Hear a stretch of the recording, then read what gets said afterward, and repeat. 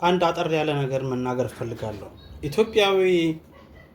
እውነትም ኢትዮጵያውያን የተማሩ ምንም ነገር ለሀገር አላበረከቱም፣ ምንም ነገር እንዳልተሰራ፣ ምንም ለውጥ እንዳልተደረገ እንዲሁ በየሚዲያው ወይም በተለያዩ መድረኮች ላይ የሚወራው ነገር እውነት ነውን?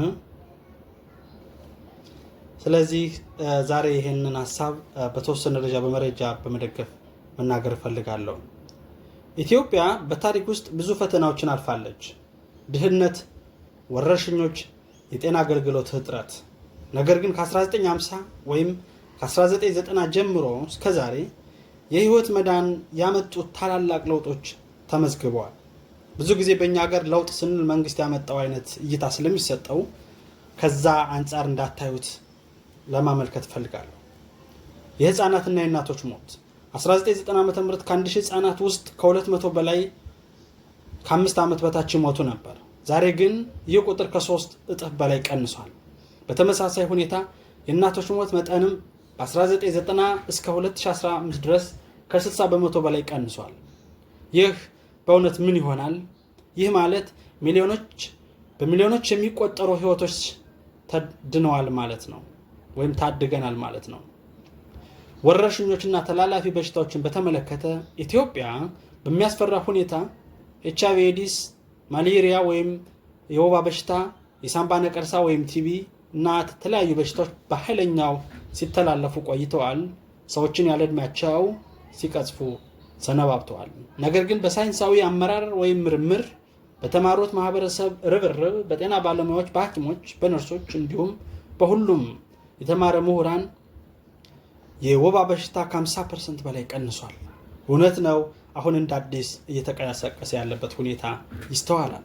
የኤችአይቪ በሽታ በስፋት በከፍተኛ ደረጃ ቀንሷል ማለት ይቻላል። እውነት ነው፣ አሁን ባለው የጦርነት ምክንያት በሰሜኑ የኢትዮጵያ ክፍል እንደ አዲስ በሽታው እየተነሳ እና እየተላለፈ ይገኛል።